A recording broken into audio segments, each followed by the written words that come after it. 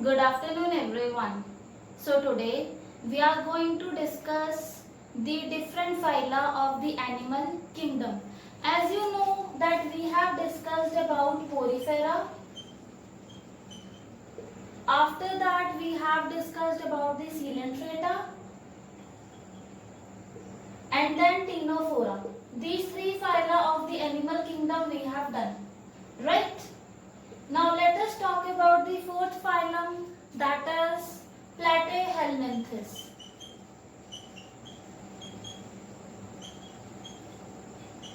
If I talk about the peculiar character of this phylum, then the peculiar character, their characteristic feature is that their body is dorso-ventrally flat.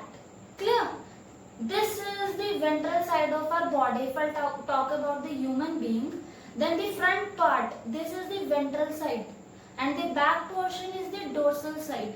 So what happens in the platyhelminths? Their body is dorso-ventrally flat, like you have seen a paper of a notebook that is somewhat flat. Its thickness is quite less. So in the similar way, their body is dorso-ventrally flat. This is their peculiar point and that's why they are also known as flatworms. Clear? Now next important point about them is that they are having flame cells. These cells, they are important. Okay.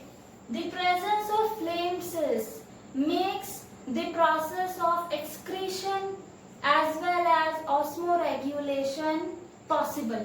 So they are having flame cells and these flame cells, they help in osmoregulation, that is the maintenance of the water and the ions amount in the body. So they help in osmoregulation as well as excretion. Now, third important point about them is about planaria. Planaria is a platyhelminth. Okay, and about planaria you have read a little bit in class 10th in the chapter reproduction. Actually planaria, it can show asexual reproduction and better I can use the word regeneration. This planaria, it shows a high degree of regeneration. Let me explain this with a diagram.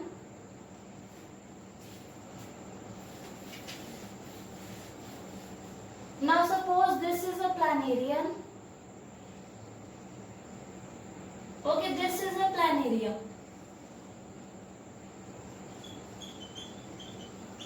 It shows high degree of regeneration. It means that if the body of the planaria is cut down from any point or maybe more than one point, then each part can give rise to the new planaria.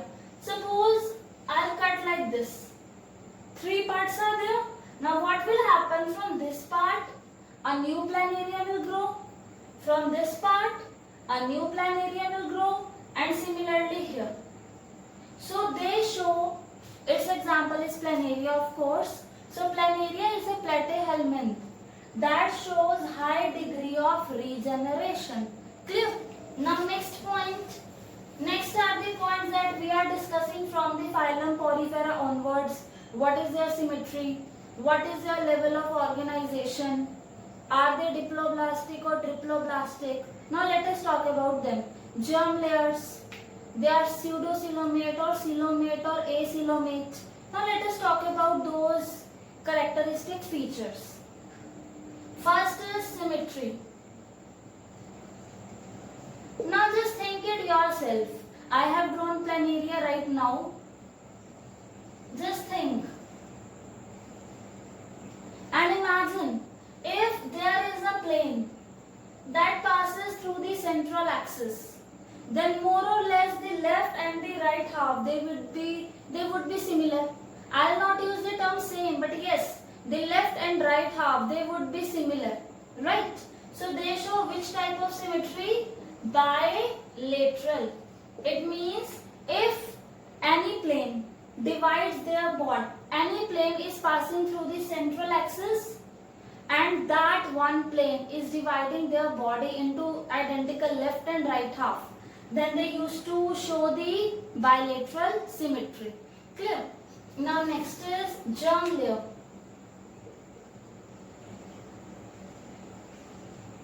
Let me talk about here porifera, as tissues were not there. It was just having many cells. So that's why there was no need to say diploblastic or triploblastic, because they are not even having tissues. Then how can we talk about the layers? Layer is a group of cell obviously. And in Coelenterata and Ctenophora we have discussed that they are diploblastic. It means they are having two germ layers, ectoderm and endoderm. From these germ layers, each and every tissue will get formed. Now if I talk about the platyhelminth, then platyhelminths, they are triploblastic. So platyhelminths, they are triploblastic.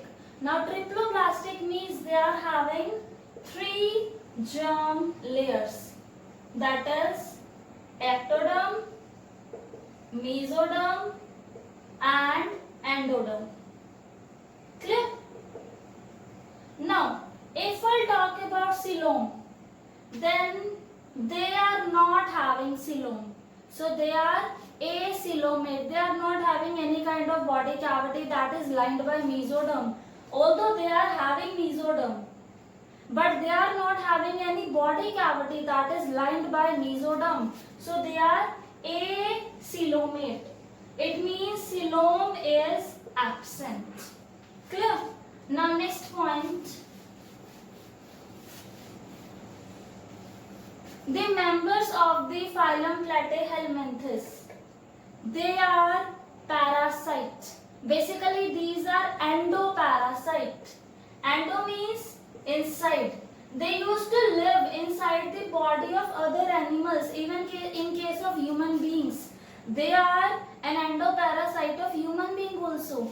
Okay, so they live inside the body of other animals and they harm them.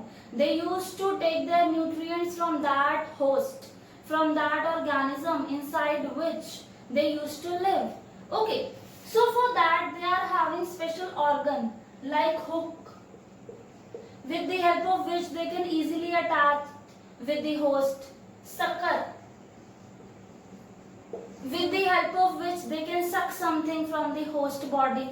Okay, now sometimes they can take the things from the host, from the general body surface also. Clear? Example of the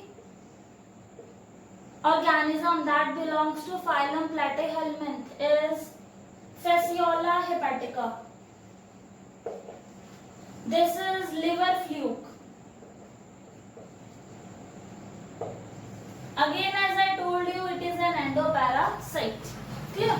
Now let us talk about the next phylum, that is Aschelminthes.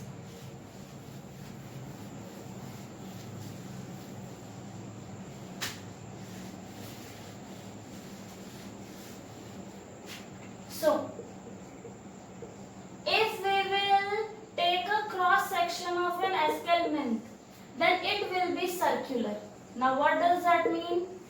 Suppose this is an Aschelminth. These are worms. Okay, if you take the cross section, like cut it like this, here I am having this. If you cut like this and then observe it from the top, that will be circular in outline. So in the similar way, when their cross section was observed, then it was circular. So that's why these are named as round worms. Okay, because their cross section is circular. Now, one more thing. They are also parasite, but they show variations also. They could be free living as well as they could be parasite. They could live on land, in water. So they are having a variety variety of habitat. Now I am giving you a few examples of the escarpment that are parasite. They used to cause disease. Especially I am giving you the example of the escarpment that causes disease in human beings. Its example is Boucheria. About this you will learn in detail in class 12th.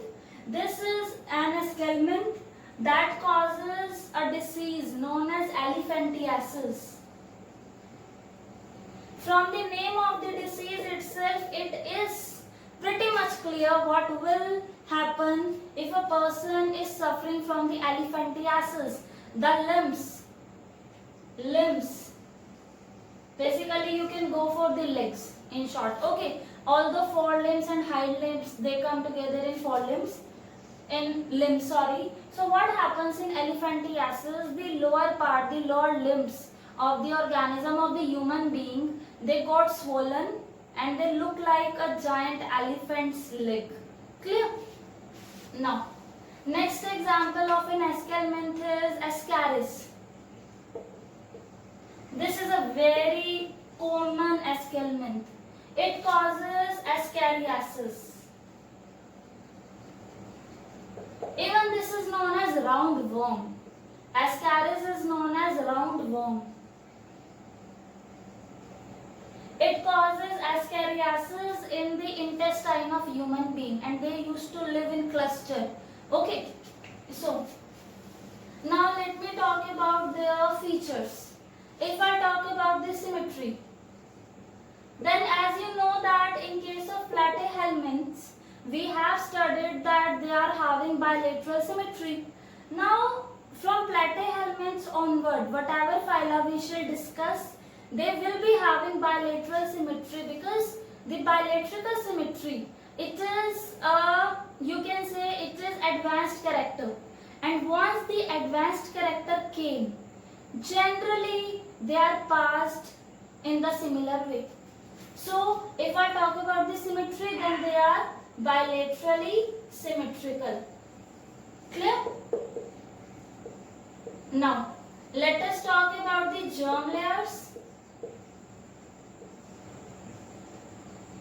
Again, they are triploblastic.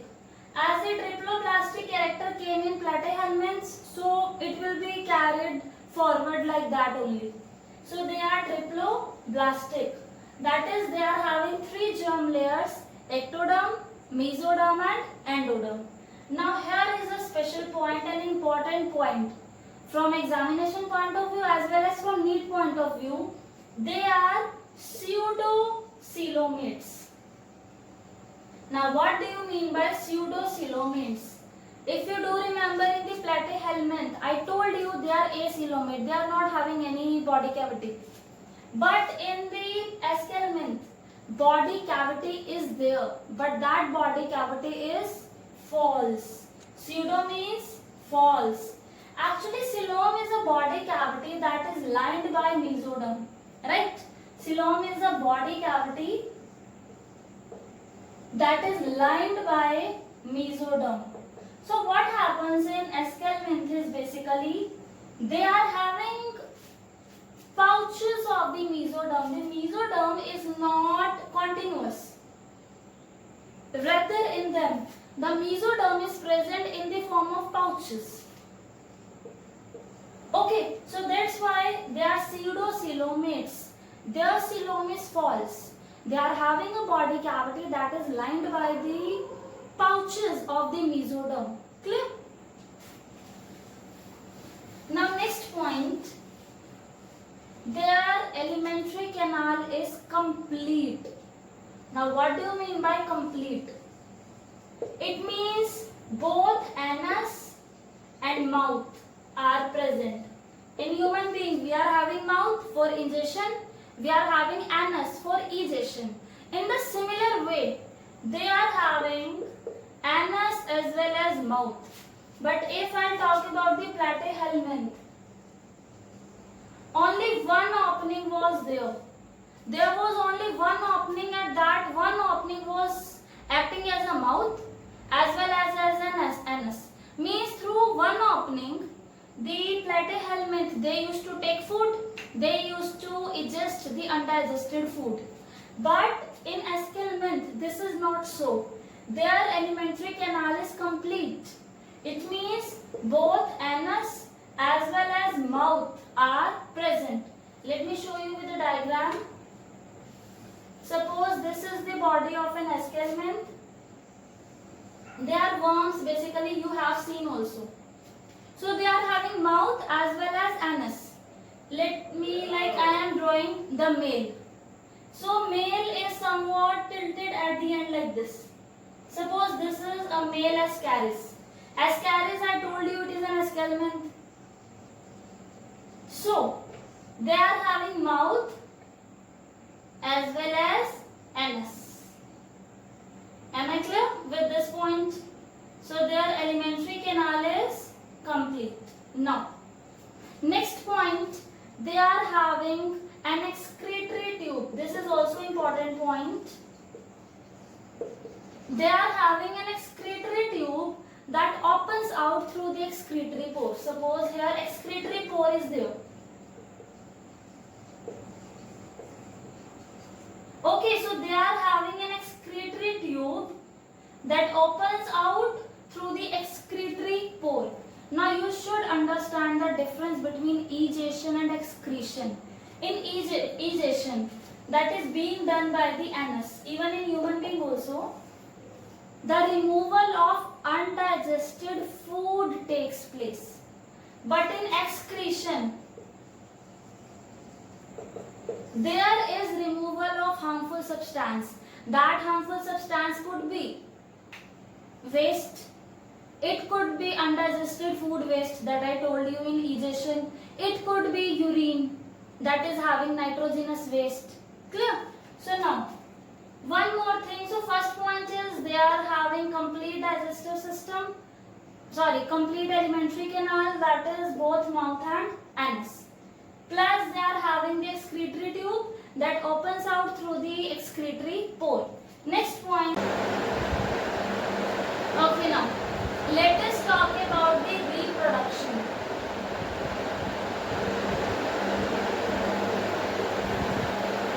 In case of Askelminth, the sexes, they are separate. It means male partner is different and female is different. Like, let me give you the example of Ascaris only. And they show sexual dimorphism. Now what do you mean by this term? Sexual dimorphism. It means the sexes can be identified morphologically, like in human being. By looking at the morphological features, we can easily say whether a particular organism, whether a particular human being is a male or a female. In the similar way, in the Askelminth, sexual dimorphism is present. Male can be easily identified and female can be easily distinct. Clear? Now, let me give you the example of Ascaris. Ascaris male is smaller. And at the last, it is having a tip like that. So, male is smaller. While the female is longer, like this. Just see. So, in a similar way, male and female can be distinguished morphologically. So, that is sexual dimorphism. So, the Askelminths, they are dioecious. Dioecious means the male sex organ and the female sex organ, they are present inside the different organism. The male will be having the male part, female will be having the female part. Okay. Otherwise, we shall study about that also. In some organisms, sexes are not separate. Means in a single organism, the male part is there as well as the female part is there. But in case of Askelminths, this is not so. They are dioecious. It means male part will be there in the male body and female part will be there in the female body.